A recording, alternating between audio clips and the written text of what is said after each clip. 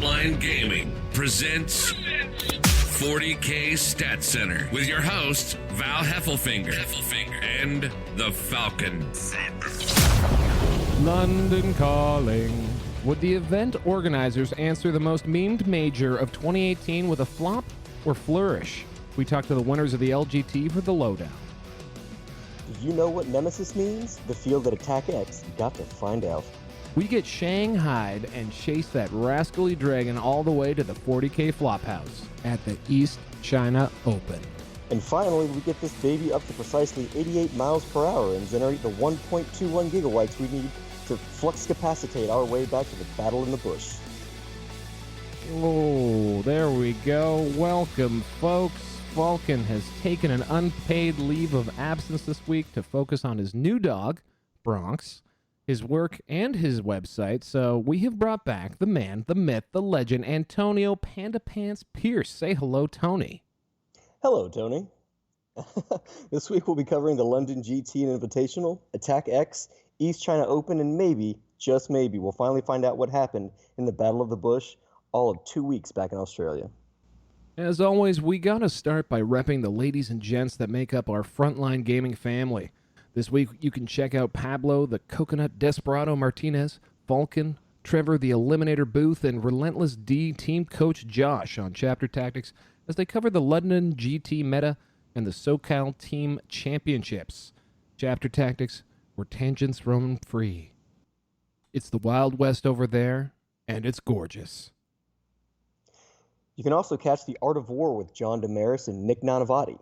This week's episode features the Thunder from Down Under, Eric Lathoris, as he covers his approach to Tyranids in 40K. And tune in live every Wednesday on Twitch and to your favorite podcast repository on Fridays for signals from the Frontline, where this week, Reese, the third of his name, Richard Robbins, and Frankie, the Italian stallion, GM Papa, will go over their experiences at the London GT. Probably, we're not sure exactly what's on, but hey. And lastly, a big shout out to our pals over at Best Coast Pairings.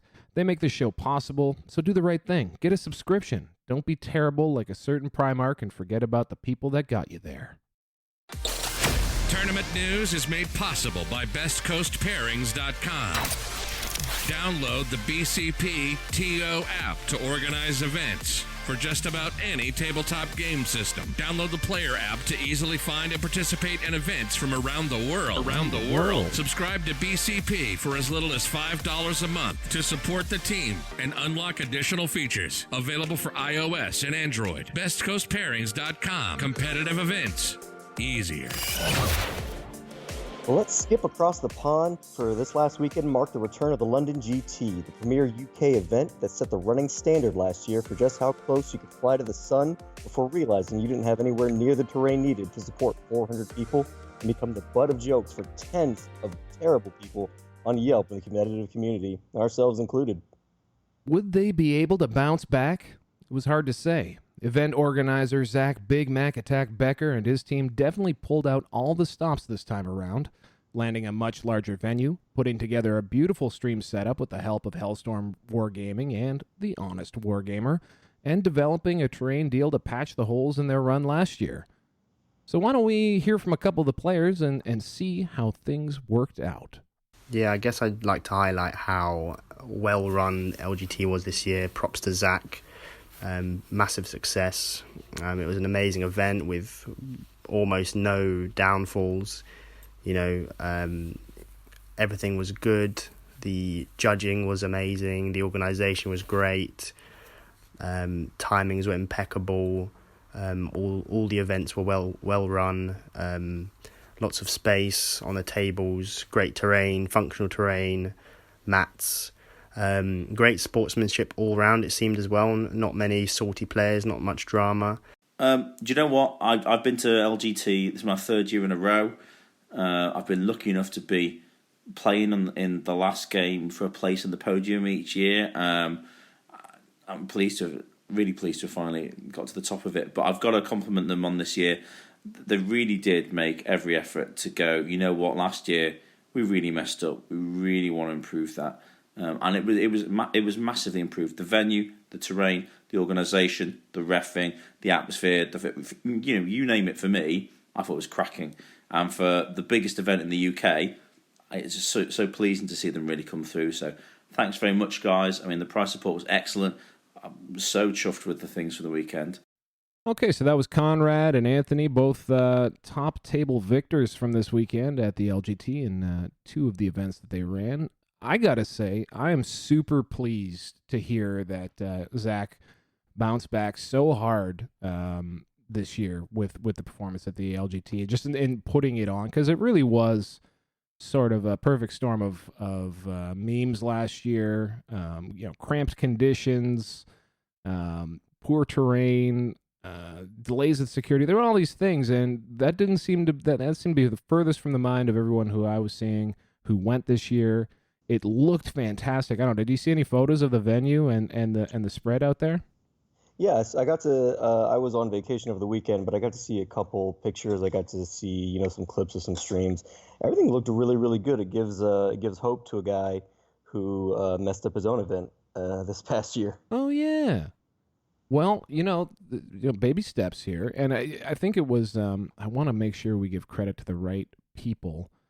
Tabletop Scenics, I know, helped out with some of the terrain. I'm pretty sure GameAt EU supplied terrain for for the narrative. And for the main tables, TT Combat actually created a package that you can actually go out and buy. It mirrors the Nova format, so you got offsetting large ruins in the middle. You've got a smaller ruin in 2 of the corners of the table, and then crates, a big pile of crates in the other 2 corners of the table. So you get a very standard setup, fairly open table at the end of the day, but nonetheless, you know what you're dealing with on everyone. And the MDF cutting on that, like the actual texture and quality of it, really looked fabulous. I don't know how it was painted, but nonetheless, I know the bones of it were good, and it just looked fabulous. I just love a big event with all the tables laid out row on row. They were in this a very large facility with a big vaulted ceiling. It just looked fabulous. And the stream table that we talked about there, Hellstorm Wargaming did a really good job. Looked like they were getting coached by our boy Rob Symes, who was actually running the AOS stream at the same time, and that's impressive, given the horrible, terrible, nasty things that he has said about the London GT from last year. So yeah, all in all, I just thought it was so wonderful to see that the LGT seemed to go off. It had its minor controversies, which we'll touch on. One of the players' comments on one of them. But other than that, I thought it was just so wonderful to see them get out of their own way. Yeah, it sounds like everyone had a really good time. They also expanded the London Invitational event from 16 players to 32 this year, bringing in top names from across Europe and North America for a 5-round single-elimination battle royale that would start on the Friday before the event and end in a blistering finale on Saturday night. People will no doubt remember the infamous water bottle incident that took place in the 2018 finale between Alex Harrison and Jeff In Control Robinson, an event that caused dramatic dips in water consumption across the competitive scene. This year, the Invitational would feature so many players that we can't create hilarious nicknames for all of them, but really, 28 of them didn't matter anyway. After 9 hours of play on day 1, 4 souls would remain triumphant as the clock inched closer to the venue's closing time. Nick Lancelot of the Game Table Nanavati's Muscle Beach would face off against Josh the Fine-ish Hour, Death's Spasmarange, while Conrad King Khan Bartkiewicz, Eldar Flyers, would go head-to-head against a whole mess of Imperial Knights. King Khan would sail to an easy victory in his battle, mopping up his opponent in the first 3 rounds, while Josh and Nick would end up duking it out for the entirety of their matchup. Josh managed to stay up on points for the majority of the game, keeping Nick at bay for as long as he could until he clocked out at the end of turn 4. While things looked grim for the power-armored protagonist, hope would come from an odd place, the venue owner. Due to a number of issues with the clock, a little sloppy play and good fun, and you can see on the stream just how good a time Nick and Josh had with each other, and a very tight schedule. As Nick moved into his turn 5 of play, players were informed that they would have to wrap up in minutes as the venue was closing down. Nick would be unable to capitalize in the time remaining, and Josh ended up squeaking out a 1-point victory. This would set up an excellent showdown of US versus UK as Josh and Conrad headed into the finals on Saturday. Let's go to those guys so they can tell you how it went. Definitely have to say for the list, my approach was kind of been my approach lately is a toolbox style list.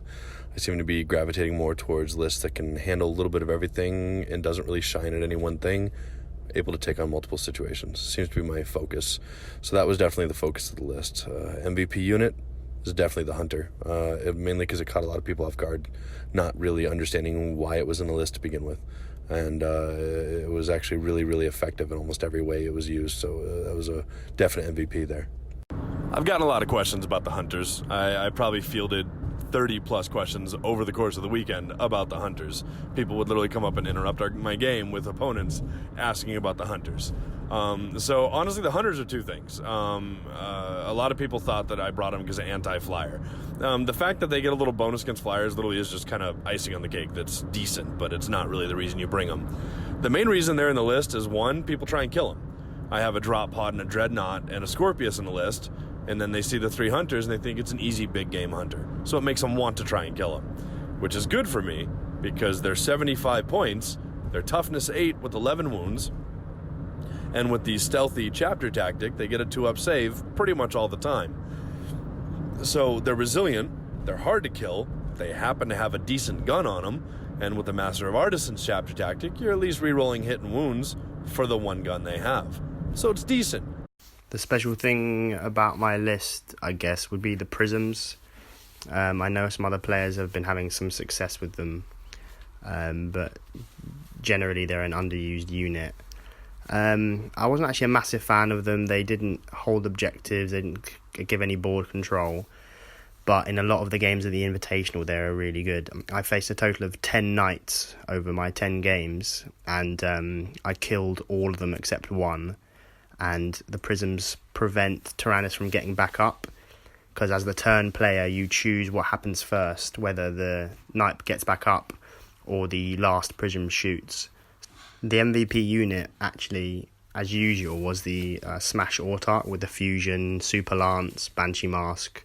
Obviously he's Simhan, so I can quicken him with my Warlock for a 44-inch move, then a charge with a reroll. I misused him in the Invitational final a little bit. I didn't realise I had the distance and ability to get into the Scorpius to tap it and stop it shooting. I thought that Josh had left over an inch away from the wall, so I couldn't charge it. But he still stopped a Hunter shooting. He killed a Dreadnought. Throughout the event, he did like 50 wounds to knights over the 10 games. He's just an invaluable unit and an amazing countercharge and turn 1 Alpha Strike. Josh and Conrad would have a short and brutal match, with Conrad's aircraft and fire prisms making short work of Josh's heavy hitters in the opening rounds. Let's hear what the two had to say about the final.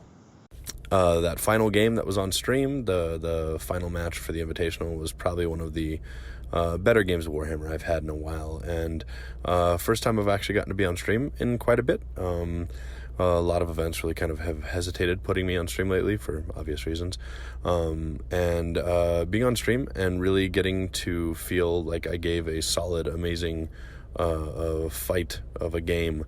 And it was just a really great game. My opponent was a total gentleman, an amazing sport all the way through.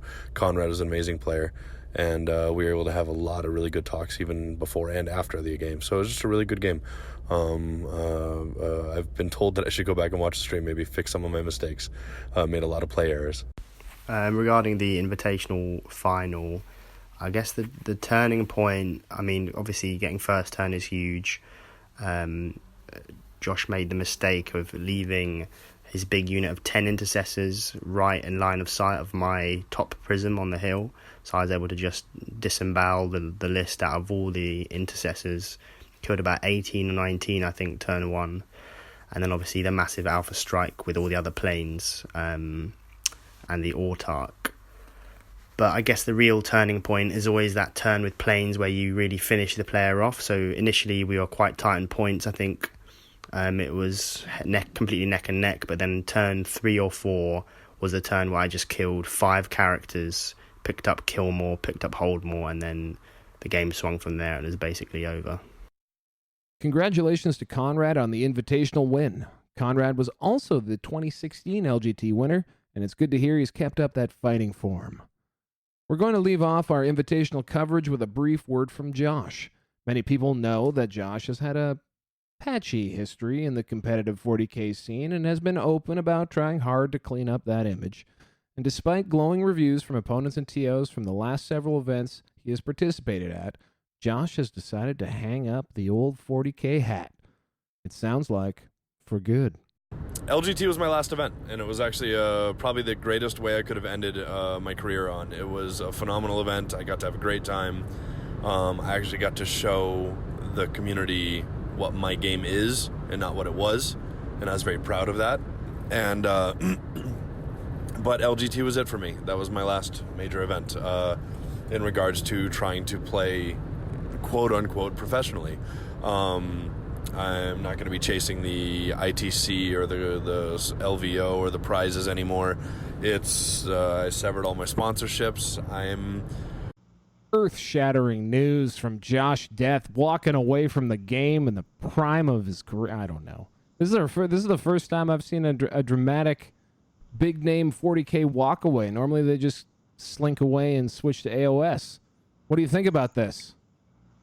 I don't know. It could be like many football greats to fade away into the sunset, or it could be like every rapper ever, and he just comes back next year. You know, I'm gonna go with a Brett Favrean retirement, not a retirement kind of situation here. You know, I don't know all the gory details of every transgression that Josh Death has made, and I also do know that he has legitimately gotten very positive feedback in certainly like the recent year or years, and you know, it probably isn't a lot of fun every time you're on stream to just get constantly catcalled and all that kind of stuff. And he travels a lot for 40K, so I can see stepping away, but I just thought it was interesting to have a 40K competitive name player retirement announcement here on 40K Stat Center. 40K Stat Center first. Hopefully the last for a long time, because we need as many personalities and characters as we possibly can have, because this podcast, we need stuff. We need content for the content furnace, you know? Exactly. And honestly, what else am I going to do week to week if I'm not constantly devouring everything and making fun of people on the internet? Bingo. So there you go. Josh Death into the sunset. Or is he? Tournament news. This is the best general, Adam Abramowitz, and you're listening to 40K Stat Center, your number one source for 40K news and tournament information. Now on to the Grand Tournament of Jolly Old England, where 364 players battle it out over 5 rounds in 2 days on much improved terrain boards. At the end of the day on Sunday, LGT would have 14 undefeated players. 4 Triple Knight Imperium, 1 Death Watch Soup, 4 Eldar, 4 Space Marines, and 1 Orc, and 1 Victor. Anthony Chu. Anthony was running his patented Ardkore list with some tweaks for added flavor. Fire up the air raid sirens. It's the Ardkore. We've got ourselves a flyer wing with 3 Crimson Hunter Exarchs, and then including also a Night Wing with twin Bright Lances and twin Shuriken Cannons and a Crystal Targeting Matrix. Oh, the Nightwing. And then he's got a Spearhead. It's got a Farseer Skyrunner with twin Shuriken Catapult. Also another Warlock Skyrunner. And then he's got a Night Spinner and 2 support weapons with the Shadow Weaver. And then in the slots of this battalion, in the slots of this, I guess it's the heavy support one, the Spearhead, he's got 2 more Nightwings loaded out the same way. And then finally a Spearhead to wrap it all up. A Cabal of the Black Heart with shocker, Archon with Venom Blade. And 3 Ravagers with those Disintegrators. And in the flyer slots, 2 more Razor Wing Jet Fighters. Gosh, 9 flyers, Val. It just makes me want to puke in my mouth, to be honest with you. But let's hand it over to the man himself to walk us through his choices and favorite games of the tournament. Hey guys, thanks for getting in touch again. So, the Ardkore list, I do like that label. So, it is 8 planes in this list with, I tried to give a decent swell of ground support. The idea behind that was I sacrificed some CPs compared to my list I've run previously. but I was just trying to get in more flexibility so that every unit really contributed, because I felt like there was going to be a real mix of armies and forces at the LGT. So a mixture of artillery, Ravagers for extra firepower, and I felt like that sacrifice was really worth it, just because the sheer lethality of the list really went up. So that was my choices behind that. Worked really well. Okay, so MVP for the weekend. I mean, it has to be, no surprise, an Ardkore and 3 Ravagers. I mean, they were... I wasn't sure how survivable they were going to be, because, I was worried about Knights, and there's lots of good firepower that can get through a 4+, a 5+ invalid, and 6+ Feel No Pain. But with the terrain, with the central line of sight blockers at LGT, having the 3 Ravagers just pumping out those shots behind the planes that you can't ignore really made them do work. The artillery behind that was also useful, but the punch of the Ravagers let me push through hordes and take out power armor, especially Primaris Marines, a lot quicker than I might have normally. So it was a really big addition to the list that I really felt contributed a lot. All 5 of my matches were some interesting combos. I think the last match, a really heavily Phobos orientated intercessor list, and getting first turn in that was massive. Me and my opponent discussed it. If he could go first, I have a lot of ground units, but it's still not that many to kill, I don't think, and he would have properly swarmed me with units. So that could have been a dicier game. Going first meant I could really push out, control that match, and allow me to really push for a bigger score, which eventually got me to the top of the podium by the single point. So I was very lucky. But that was a tough match to get through. Lots of Marines in getting the cover bonus. There's a real pain just to chew through over the 6 turns. So good game. Congratulations, Anthony, for leapfrogging to the top and getting to the absolute apex of the 14-person undefeated heap to bring this one home. At least they were all undefeated this year. Still came down to a Battle Points tournament, but everyone actually won all their games, which is fantastic. Next step, guys, we're just going to have to add some rounds to the tournament, and maybe the hef will fly over. There you go. Make this a proper 6 to 9 round tournament, with the top bracket, all the fanciness of it, and old hef will be there in 2020, guaranteed. / don't hold me to that. And of course, on the other half of the undefeated bracket sat a good amount of spicy Space Marine players. We thought we'd dial up something special to talk us through a hot take of what will certainly be making up a good portion of top tables worldwide. Therefore, we travel to the Highlands of Scotland and then back down about as low as it gets to the infamous overpass of Cooper, under which lives internationally renowned 40k troll Innes Wilson. Innes braved direct sunlight and a long journey into civilization to compete in the year's LGT. Let's have a read of his list. So Innes was running White Scars with what looks like a triple battalion. He's got in Battalion 1, Lieutenant with Jump Pack and Power Fist, a Librarian with Jump Pack, 2 Scout Squads, and a 5-man Intercessor Squad. In Battalion 2, we're rocking the good old Slapland with Jump Pack, a Captain in Phobos armor, 3 more Intercessor Squads, and 3 more Eliminator Squads, with the 3rd Battalion rounding out with a good old Smash Captain, 2 of them in fact, 5 more Scout Squads, and it looks like a 6-man Aggressor Squad and a Thunderfire Cannon. Now let's kick it to the man himself. Hi everybody, this is Innes Wilson, recording off the back of my 4th place finish at the LGT. I was playing a pure White Scars list, with a focus on a triple battalion with powerful combat characters, aggressors, and indirect shooting. My MVP unit of the list, as cliche as it is, was definitely the 2 Smash Captains.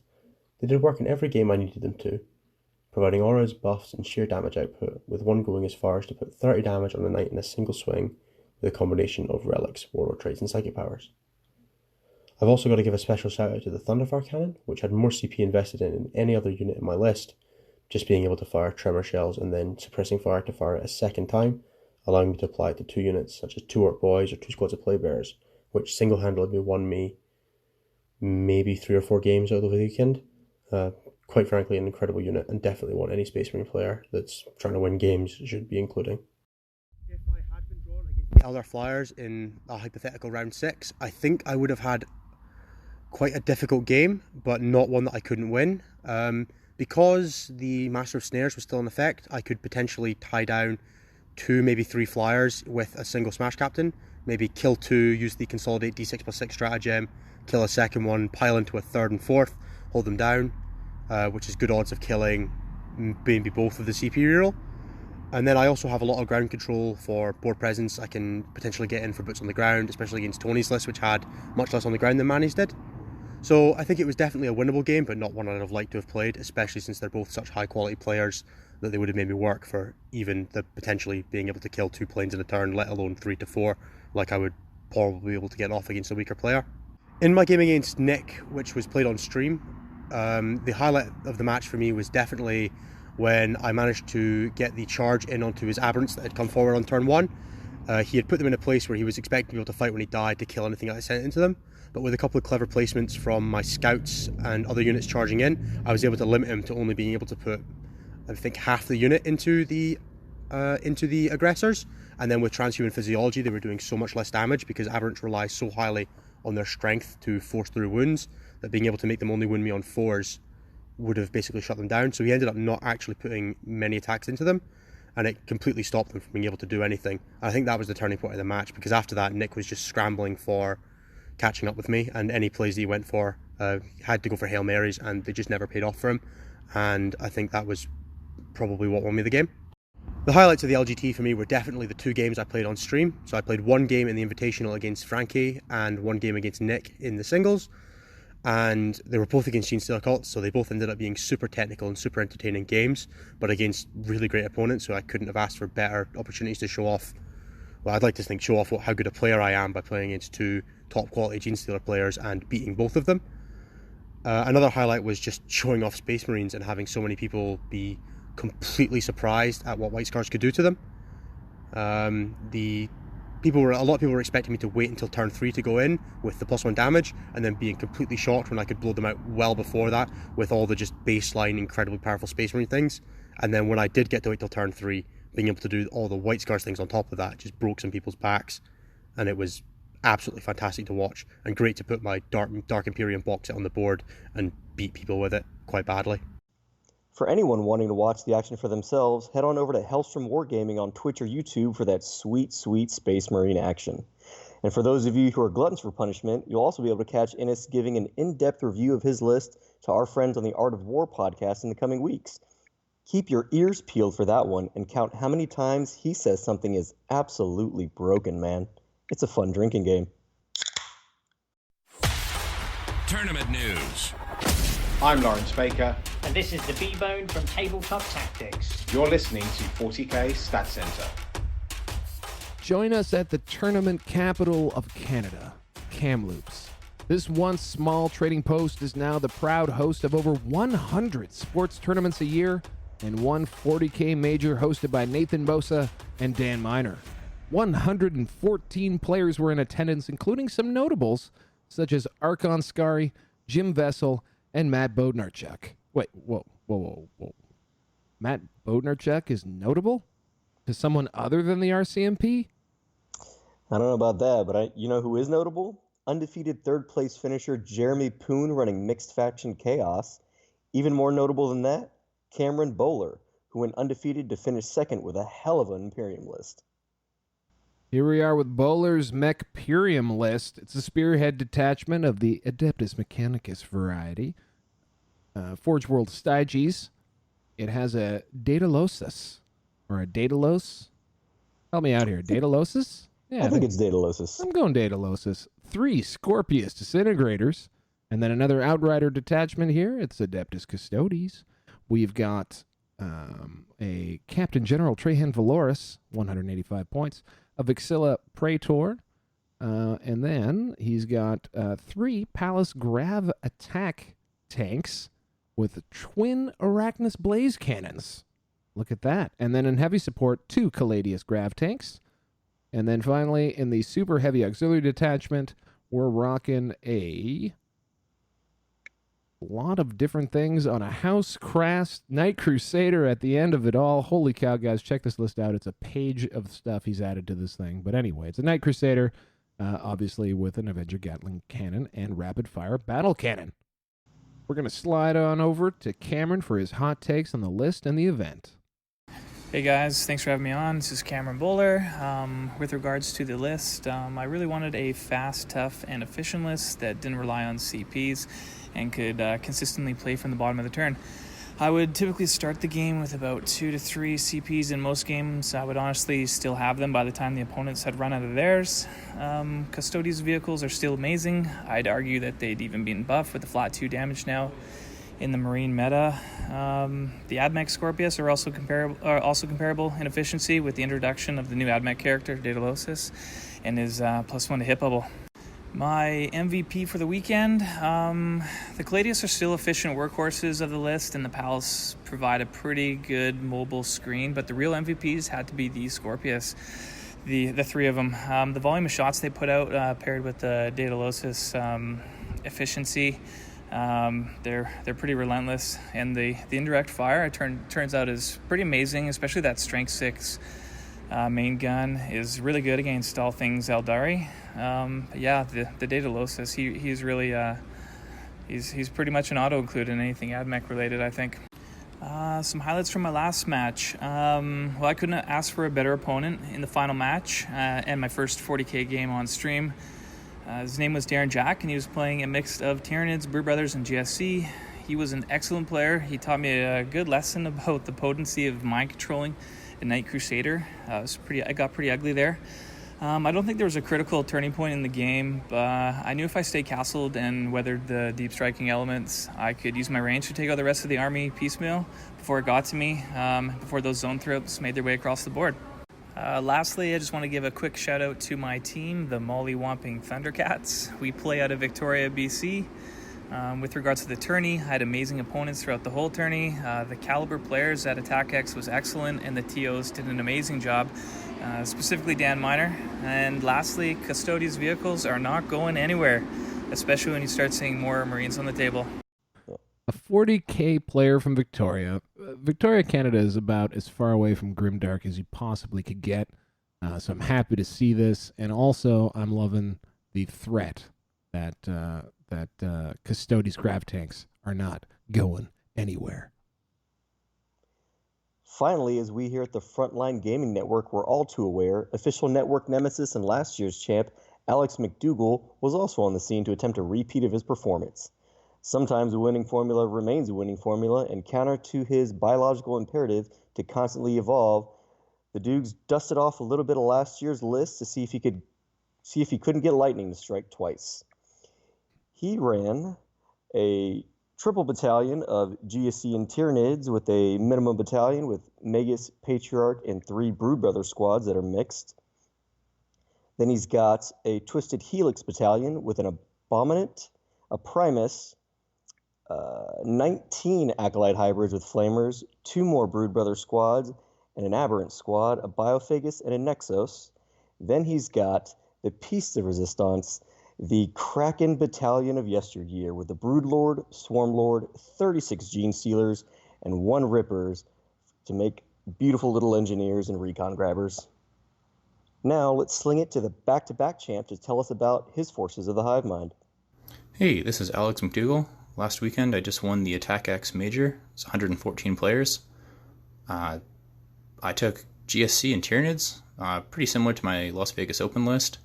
It was Swarmlord, Double Gene Stealers, Broodlord, Rippers, and then Aberrants, Hand Flamers, all the HQs and all the supports to make those Aberrants work, and then about 50 Brood Brothers to complete the list.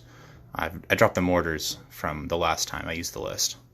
The whole list hasn't really changed how it works. The whole point is just board control. The Brood Brothers are going to go where I want. The Gene Stealers are going to push my opponent where I need them to be. And then the Aberrants are going to come in for the big swing, or the Swarmlord, and that's what's going to really end the game. And that basically functioned exactly how it should have for 4 of the 5 games. And then my 4th game was against an Eldar player who really was able to do a lot of work to disrupt that, and got on him because it was a super tight game. The cool part was that over the course of the tournament, all different sorts of units were really showing up and doing what they needed to do. The Aberrants in some games, the Stealers in others, the Swarmlord by himself in others, the Broodlord going for big snipes on other characters, even, honestly, the Rippers. For 33 points, they probably generated about 30 victory points over the course of the tournament. And I mean, you just can't get any better quality than that. The first 3 games were essentially all the same game. It was 60 Plague Bearers and all the goods behind those Plague Bearers. And they all kind of played the same as well. I take the board, I be patient or push the advantage when I can, crack that Plague Bearer screen, and finally get to where I actually can finish the game, get to the characters, get the Armons, get the Demon Princes, and close that game out. Most of those games were decided by the Aberrants and the Swarmlord, and 1 unit of Gene Stealers. That was about all I could do to get through that big Plague Bearer wall. Probably the most satisfying moment of the tournament, after I'd actually made a pretty big blunder, was the Gene Stealers, a 20-man, and the game against the Eldar player, Ausland. They hands down won me that game. They got Butcher's Bill 3 turns in a row. They got all 4 Headhunter points. They killed 20 Rangers, Eldrad, Farseer, 3 Warlocks, half a squad of Reapers, and a Warwalker over the course of about 6 rounds of combat, so 3 turns. And they never left combat, and they were never able to be shot. And they just were absolute all-stars. All in all, it was a lot of fun to see the army still function how it should, even with new Marines and the meta having evolved. Little disappointed that this still seems to be the best. I had hoped that I could push the list a little further. I've been experimenting with Single Stealer, and I've kind of come full loop around to what I had always been running, but I'm glad to see that it still works. And we'll go from here and see what FAQ 2 brings us. A begrudging congratulations to the continuing nemesis that is Alex McDougall on his Attack X championship. I was a bit disappointed in Attack X this year. There were no throbbing lists for me to send to people of the orc variety, but that's okay. It's been 2 years now without a really good graphic list of a Godzilla-sized penis stomping through a burning city. Attack X, the winner in 2018. It's a list. 2017. It's a list worth looking at. Perhaps a list so great that we will never see it again. And also, for some of the politest 40k action in the world, head on over to the Deathclock Dave channel on YouTube and see all of the Attack X action right there. Okay, everybody, hold on for the bump. Tournament news. This is Colin. This is Mitch. This is Chuck. And we're from the Best in Faction podcast, and you're listening to 40k Stat Center, where one host has a really strange nickname and the other one's called the Falcon. Last spring, there were whispers in the east of a grand tournament being organized. Deep in the far reaches of northern China toiled an eccentric foreigner named Tom Gilbert. It was his mission to convert the Chinese Warhammer economy from being strictly an exporter of illicit goods to a consumer of tabletop competitive 40k. That first event in this harebrained scheme was the North China Open. And despite desperate Chinese 40k nerds traveling unbelievable distances, the dream of a GT would have to wait for another day. Enter the East China Open in Shanghai, China's first true ITC GT at a healthy 30 players strong. Drawn from local Chinese and expats alike, the story of this event is best told by the man making it happen in China, Tom Gilbert. We'll kick it over to him for what is probably our favorite competitive 40k story of the year. So this past weekend, we held the East China Open, hosted at Vanke Bilingual School in Shanghai. We had 28 players attending, a 2-day event, 5 rounds of 2,000 points. It was the second event hosted by the China Warhammer Open group. We started in May running the North China Open up at my school in Tianjin. If you've never heard of Tianjin, that does not surprise me. We are considered a bit of a second-tier city in China because we only have 15 million people. That one had 24 players. Some of our players actually traveled up to 2,000 kilometers to attend, coming all the way up from Guiyang down in the southwest. Those Guiyang players actually only went 1,800 kilometers to Shanghai, so it was convenient and local for them. And we actually had some players join us from Hong Kong this time, which was really cool. Our goal has been to create a tournament scene here, basically from scratch. The Hong Kong players moving over to ITC. Shanghai is setting up an ITC league after their experience at our event this weekend. And I wrote an article about getting this up and running for Frontline Gaming back in May. Because of the lack of clubs and groups and other events out here, we had to build all the terrain from scratch. I built the majority of it myself with the help from some of my students. We had the capacity for 20 tables this weekend, and we set a minimum of 10 terrain pieces. So I've built about 200 bits of terrain in the last 6 months. I never want to see another ruin again. But because it was me doing most of the building and planning, I was able to set a really solid standard. So most of our terrain is not GW.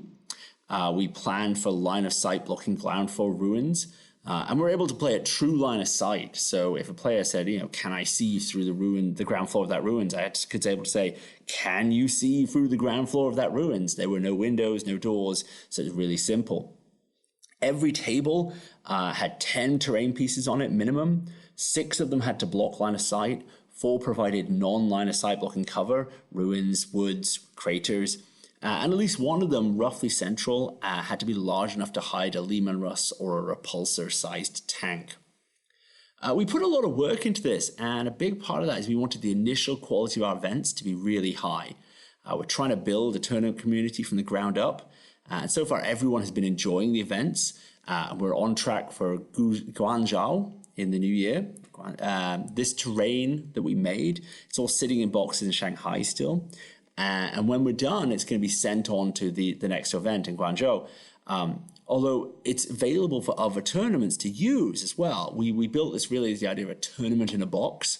So if you want to run a tournament in China, you can contact me. And as long as you pay the shipping to get it to you and get it back to me, that terrain is ready to go. We're really just trying to boost the tournament scene, and we find terrain is a big barrier to getting tournaments going. One of our other big goals was including Chinese players. There's a big expat community here, but we really wanted it to be a mix. There are Chinese player groups here, there are foreigner player groups, but they rarely play against each other. So for this event, we translated as much as we possibly could. The event pack was translated, the missions, the secondaries, everything was in both in English and Chinese side by side. We did all announcements in both languages, and 2 out of 3 of our judges were Chinese. And they had really great English as well, so we could provide language support as well as rules. And I think it really made a difference to the experience of our players. The feedback we get is that they're playing people they haven't played before, and they're really excited about that. About a third of our players were actually Chinese nationals, which, given that GW doesn't produce any codexes in Chinese, is a really great sign that we're going in the right direction. And also, my hat is really off to the hardcore nature of our Chinese players. They are translating everything they can get their hands on. There's such a growing group of players here, and I really hope Games Workshop pays attention and starts giving us those Chinese codexes. Because for me as a TO, it'll make my life much easier. But also, these players, they are so ready for it. We used full ITC Champions missions and the Code of Conduct, which was a long old bit of translation. Our only alteration to the Champions missions was picking 2 secondaries instead of 3, and we just did that to help new players get used to ITC. Our goal is to have 3 secondaries for our May events when we come back to the North China again, and from there onwards. We also used chess clocks, which, even though they caused the same initial frustration for some players, basically chess clocks made everybody's lives happier and better. So we had a chess clock on every table this time, and every single one of them was valuable and made the game made the tournament a better experience. In terms of the meta in China, it's continued to evolve. We had a group of really experienced players from Shanghai join us this time. Some of them had ETC experience, so the general level of competition was much higher. In terms of armies played, we had 28 players with 14 ITC factions represented. The most common were Space Marines, Eldar, Orcs, and Imperium.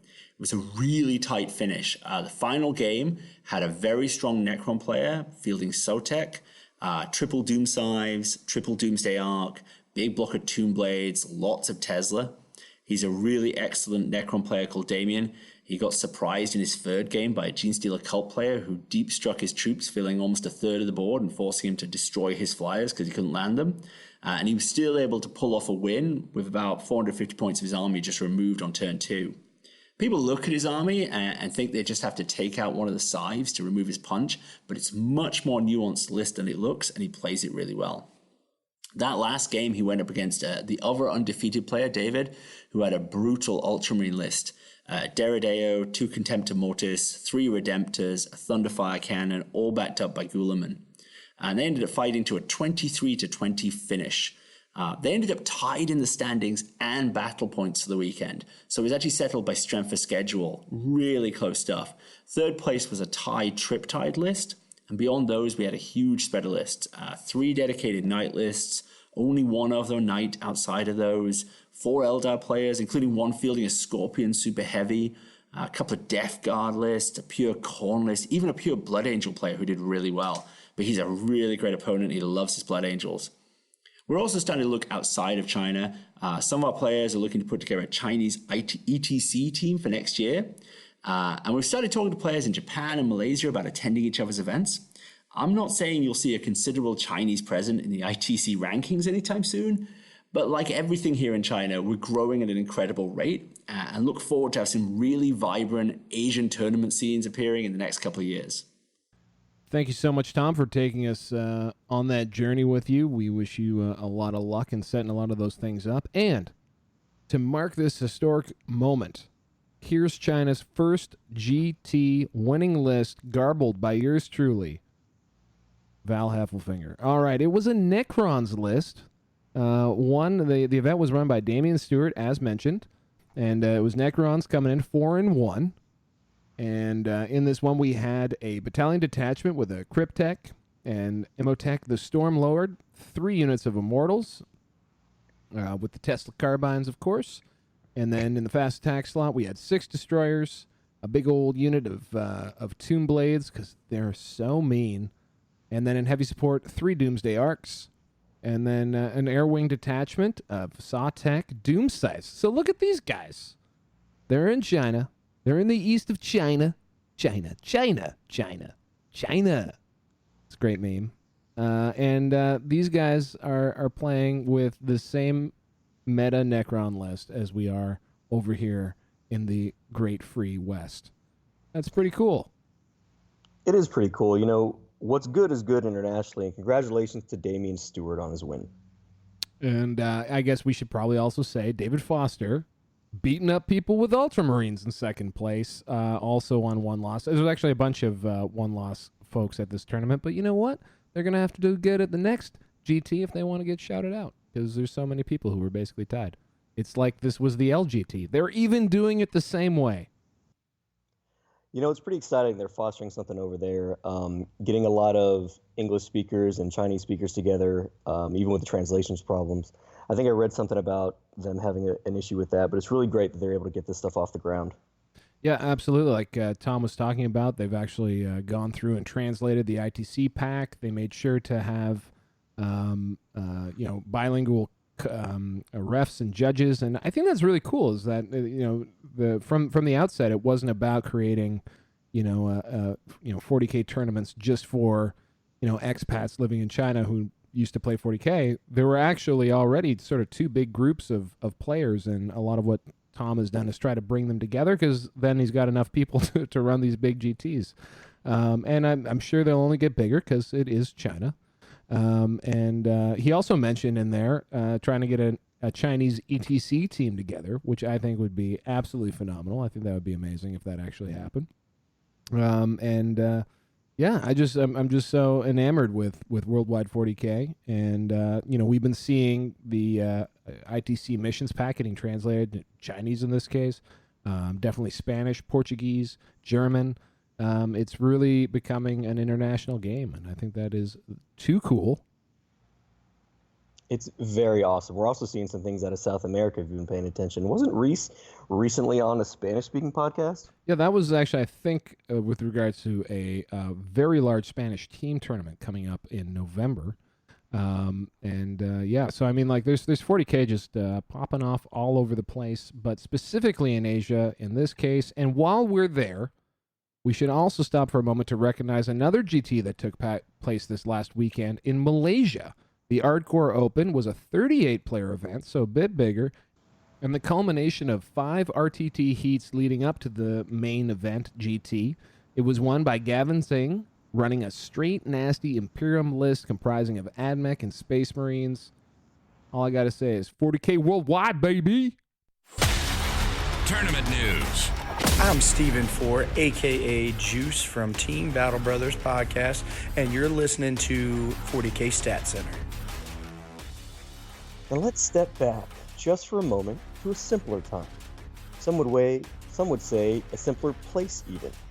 When Space Marines were generally forgotten and the scariest things on people's minds were Gene Stealer Colts, Eldar Flyers, and Reese Robbins winning another event and telling everyone all about it for the next 6 months like a vegan on CrossFit. Yes, let's set our eyes on Australia and the Battle in the Bush major event. Held by the folks at Friday Night Gaming for 2 weeks, the Falcon has tried his hardest to get the participants to enlighten us on what went down on that fateful weekend. He begged, pleaded, and cajoled the 2 undefeated players for days on end to send him something, anything we could use. And finally, they answered. That's right. All the way back on August 31st, 67 of Australia's best and brightest went at it in an ITC major to determine who would be crowned the best Warhammer Wombat from New South Wales.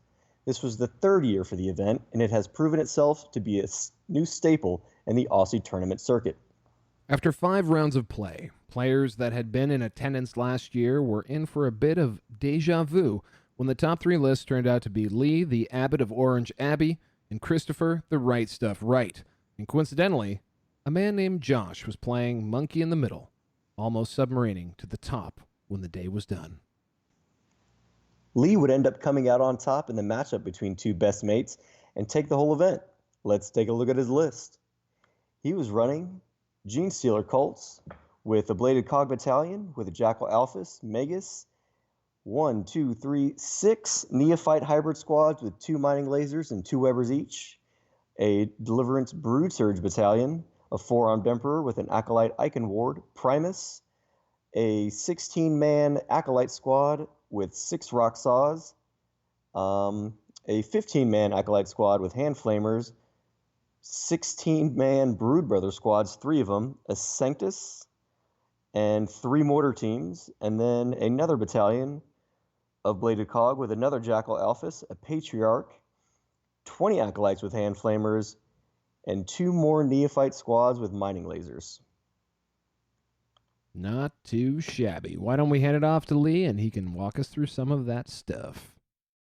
So my list for the Battle in the Bush was it was interesting. I had to submit a list. They had a really long lead up for list submission, so it's actually a 4-week list submission period, which is quite odd. Usually it's 1 or 2 weeks, but it was really made interesting because before Battle in the Bush, you had a 4-week list submission date, but after that list submission, there was actually 2 events in between. So one was a GT Castle Assault, and another one was EastCon, which is a major in Melbourne.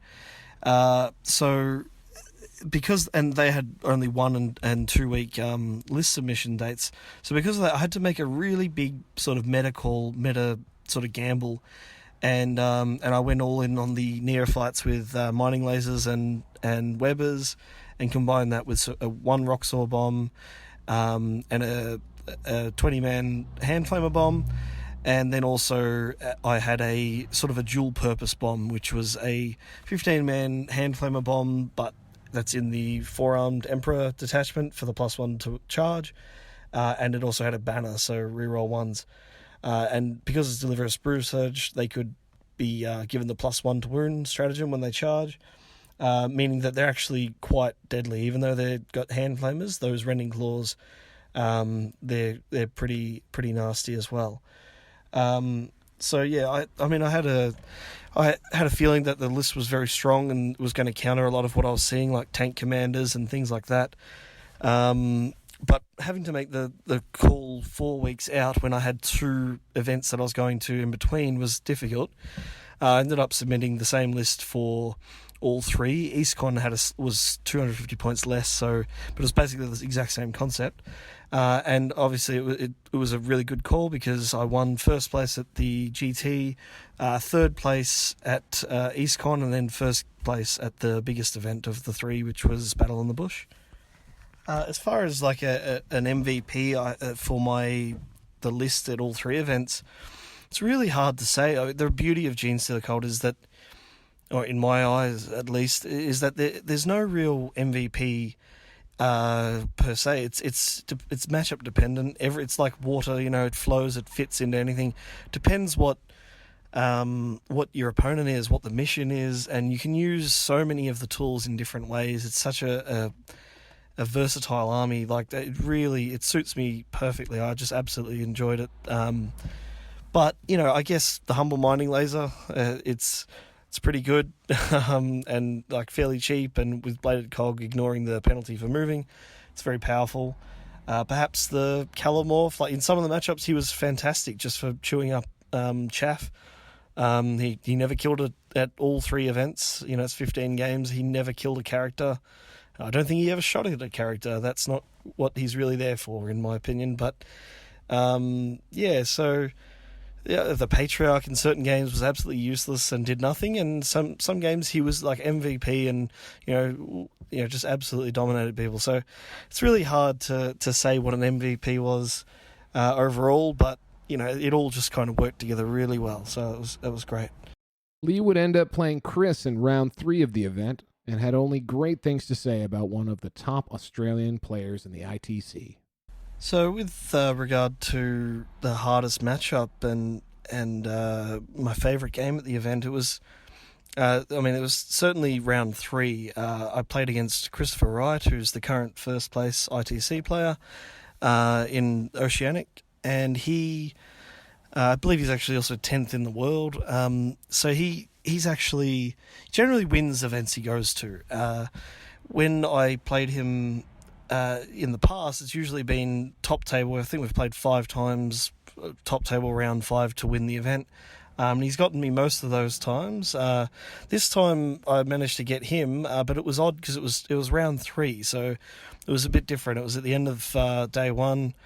Round 3, very tough matchup. Tank commanders and dragoons, and just very nasty stuff for what I was running, but managed to win. I think it was 23-20. So we had an absolute laugh, right? A great game as we always do, and so that was really good. But that was certainly the toughest matchup. There's a couple other ones out there that I was a bit worried about. There was an Ultramarine list that was a little bit threatening, but other than that, certainly Chris's one was the hardest matchup, and I'm pretty proud to have won having gone through him rather than just dodged him or something. So yeah, that's good. There was a few sort of key highlights of the game with Chris Wright as well, where I did get a bit lucky at certain points. For instance, I won the roll to see who goes first, and I got to elect to go second myself, so that meant that he was in a bit of a bad position from the start, because Genestealer Cult typically really likes to dictate who holds more and who kills more against this a gun line like he was running. My list in particular actually has some quite interesting elements where it's not always good to go first or second against my list. A lot of my opponents at all 3 events, they just kept on, if they won the roll, they would just say, I'll make you go first, which wasn't always a bad thing for me because of the mining lasers and things. It meant that I only have to suffer sort of 1 turn of abuse before I get to hit them back. And because I think they're thinking of things they've read about Genestealer Cult or guides they've seen or whatever, and they're not actually applying. They're sort of thinking to what my list actually is and what it does, or they just don't know, or they don't understand it. I'm not sure, but I did notice a recurring trend that often people were taking the wrong option, what I would call the wrong option against my list. Chris Wright, however, he knew that he really wanted to go second against my list, but fortunately for me, I won that roll and I gave him first. I gave him first, and then it was kind of downhill for him from there. For example, he had Knight Commander Pask roll, I think it was like 4 shots from all of his plasma sponsons, plasma cannon double shooting and everything, and so that was pretty handy, and that prevented him from getting, I think, a kill, or he couldn't time me. He made it very easy for me to get kill more, I think, in turn 2 from memory. So that was, and there was also a few other little things, like I dropped my mining lasers. I dropped 4 neophyte squads in front of 1 tank commander, 4 neophyte squads in front of Pask, and both Pask and the tank commander had the pop smoke on them, and I actually killed both with I think it was 2 or 3 mining lasers to spare on each flank, which out of the 15 tournament games I used them, I never had luck like that. It was pretty phenomenal. I typically would have to spend all 16 mining lasers to kill 1 tank, and usually then it would survive on 1 wound. Like, that's the kind of luck I was sort of used to having with them. But against Chris, where I really needed them to dig deep for me, they did. So, sorry, Chris, but that was good. Other than that, there was the whole game was pretty tight, so that was a great one. Now, as we mentioned previously, Lee was not the only undefeated player at the Battle in the Bush. Josh Super Mario McMillan, a name you may remember from his EastCon performance just 1 week prior, also came in hot and heavy, just barely getting eked out of the top spot by Lee's top-rate performance. Josh brought a rather unique take on Tyranids, dusting off the warriors of the Hive Mind for the showdown. Tony, now, you also have your own take on this list. Why don't you read it to us and tell us your thoughts? All right. This is a battalion of High Fleet Jormungandr with a Neurothrope, a Tyranid Prime with a Death Splitter and Reddening Claws, 23 Hormagaunts, 25 Termagants, 9 Tyranid Warriors with 2 Venom Cannons and the Death Spitters and Rending Claws. Now, 9 Tyranid Warriors is also known as a MacDougal of Tyranid Warriors. It's a MacDougal of Tyranid Warriors. He's got a Moloch in here. He's got another battalion of High Fleet Kraken with a Broodlord, Swarmlord, 2 units of 16 Gene Stealers and a Ripper Swarm, and then a Spearhead of Kronos with a Broodlord and 3 Biovores. This is a list straight out of 2017 when the Tyranid book first dropped. We've officially come full circle on Tyranids, people. We've looped the meta, guys. We've gotten back to the first stage. All right, so no more harping on this. Why don't we actually hear from Josh about this list and his choices? Hi, this is Josh McMillan from Legion. Just on a recap from Battle in the Bush in Orange, New South Wales from the weekend. I played monofaction Tyranids. I took what some would call a little bit of a janky list, a little bit off meta. Chris Yates and the guys from Friday Night Gaming and Frontline Gaming Australia held the event out at Orange Bowling Club. The venue and terrain were amazing. A lot of good terrain, drinks, mates. Like, it was a great weekend. I really enjoyed myself.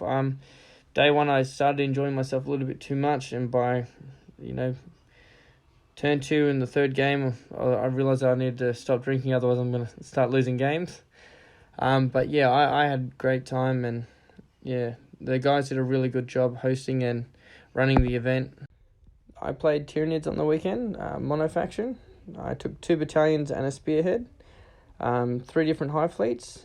In the spearhead detachment, I took Kronos. I had my Warlord, which was the Broodlord, and that was mainly for the Warlord trait. If you fail a psychic power within 18, take D3 mortal wounds, and the ability to make the opponent cast on 1 dice from the stratagem. And I took 3 squads of Biovores, 2 squads of 3, and 1 squad of 1, just because of points. In my Kraken battalion, I took Swarmlord, Broodlord, 2 squads of 16 Gene Stealers with 4 Acid Mauls in each, and a squad of Rippers. And then in my Jormungandr battalion, I took the Neurothrope, the Tyranid Prime, 23 Hormagaunts and 25 Termagants. And I took 9 Tyranid Warriors, 7 with Death Spitters and 2 with Venom Cannons, and they had the adrenal glands. The Prime also had the glands, and I took a Morlock. The way that I played the Jormungandr detachment was the Morlock would deep strike, and then I'd use the tunnel ability to take the Prime and the Warriors up. And because of their faction, they were getting +1. They were always counted as in cover, so +1 to their save. So made them a lot more durable. Realistically, the way that I played them was a deep striking Gene Stealer unit with a Broodlord. So 8-inch charge off the deep strike, a little bit of shooting, and I think just people didn't really know what to expect when they popped up, and there was 3 squads of Gene Stealers technically was the threat. The only real spicy thing that really was on the list was the Gene Stealers. They were my MVPs. Just being able to move them around the board, charge, fight, and then run away for the overrun stratagem. That was pretty much my best unit over the event. Swarmlord really let me down over the event. Bounced off a lot of things. I still think he's too expensive for what he does, and being able to be targeted, he really let me down on the event. The hardest matchup for me on the weekend was round 1, where I played Gilliman, the Repulsor Executioner, a Sakaran, I think it was a Redemptor Dreadnought with the Assault Cannons, some Eliminators and some Infiltrators, and Tiggy, and I think it was a Tech Marine, off memory. But and that was probably the worst table for terrain. I literally had a couple of boxes to hide behind, and I pretty much could hide Swarmlord and a couple of little bugs, and I put my Gene Stealers in the nodes. Turn 1, I got my Neurophrobe got sniped out. I spent a CP to reroll one of the saves, failed that, so he died. A couple of my Hormagaunts died, so then I had to spend free CP turn 1 between the reroll save and keeping those bugs alive to the next turn, be able to charge and wrap and start tagging things. And that was just a very uphill battle, just trying to wrap and tag tanks that could fly and hoping to get to the Dreadnought. But I ended up baiting my opponent with one of my nodes right on the edge of my deployment.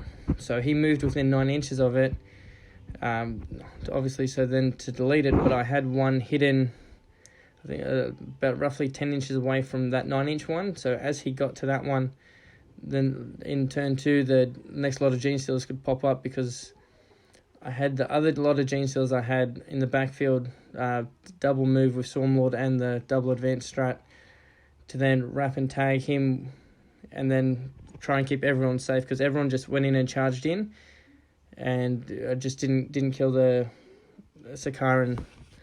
And then I used that to pretty much just slingshot everyone across the board and just try and smite the Repulsor to death. And then I ended up getting into, I think it was turn 5 or turn 6, where I didn't have much left, and I was just lucky to hold on and get the win in that round 1. But that was definitely a hard game, just because of terrain and the turn 1 just killing my Synapse from my Neurophrobe straight away. Just like, I think he had 3 shots from the snipers, and all 3 hit, and I failed all 3 saves, even with the CP reroll with a 3-up invul. And I was just like, wow, it's going to be one of these games. And that was literally my first saves of the game. I failed all 3 of them, and my Neurophrobe dies. Moving forward, next event, I'm probably going to play my Nids again. And I'm working on some Imperial Guard. I might go back to Blood Angels. Just not sure. At the moment, I'm just playing whatever I feel like playing, and it seems to be working. So who knows what jank I'll come up with for the next big event. But yeah, the Warriors are definitely going to come back out. I didn't just finish painting them to put them away and collect some dust. Thank you very much to Lee and Josh for getting those clips into us in a very timely manner. We know, things can be hard with the time difference. I know Australia's like 6 weeks behind. Tournament news. Daniel Hester's here with the Alpha Strike podcast, listening to 40K Stat Center. Yeah, baby. Well, guys, that just about rounds out the show. But before we depart your ears, we've got a little bit of news in brief. Rasmus Valen Fredriksson takes a 34-person Invasion GT with his Drukari. And we're just going to play a little clip very briefly for News and Brief. Hi, my name is Rasmus Fredriksson, and I went 5-0 at the Invasion. Invasion is a Warhammer tournament that's been held for about 10 years, I think, in Kristiansand in Norway. But this was the first year I actually attended the event. There were around 34 people, I think, on the Warhammer 40,000 tournament. So, yeah. The list I ran was a Cabal of the Blackheart Spearhead with an Archon Warlord, the staple 3 Ravagers, and then 2 Razorwing Jet Fighters. Along with this, I used a Prophets of the Flesh Battalion with a Homunculi, Urian, 15 Racks, and then the meat of the army, which is 28 Grotesques. This is not a lot of CP, and I was a bit uncomfortable with that, but hopefully, in my estimation, the Grotesques wouldn't need that much support, and that turned out to be true. The matchups that I faced in that tournament were round 1, I faced a Taunar Supremacy Armor, which was an extremely bloody game. Round 2, I faced a Space Marines Imperial Fists army, which was very exciting. I hadn't played against the new Space Marines yet. Round 3, I faced my own kind in a Dark Eldar Venom spam list. Round 4, I faced Custodes on foot, which was very nerve-wracking as I'd never really played that much against Custodes, and I didn't know what they did. And in the final round 5, I faced the Custodes hover tanks with a battalion of Imperial Guard and a battalion of Sisters of Battle, which was a fierce matchup. But the hardest matchup I think I had in that tournament was against the Venom spam lists, definitely. It was hard when they have almost the same shooting units as you do. He also had a Spearhead of Blackheart. Luckily I went first and we traded Ravagers back and forth, and as I went first, I ended up with 1, and he ended up with 0 at the end. And I'd placed one of my Grotesque units in Deep Strike, just to get a bit of extra reach, and that really helped in the late stages of the game. For MVP, I think definitely the Grotesques took the medal. To no one's surprise, they are extremely tough. And it's not that they don't die necessarily, they do. But even if your opponent kills like 5 of them, you still have 23 left. So it is almost impossible to have board control against that many. And, I was also extremely lucky, definitely. I rolled a lot of 4-up invols, and it's not much you can do against it. Special mention on the MVP side also goes to the Vexator Mask relic that you can take, which, even if it doesn't necessarily have an effect in the game, the threat of it definitely helps you out.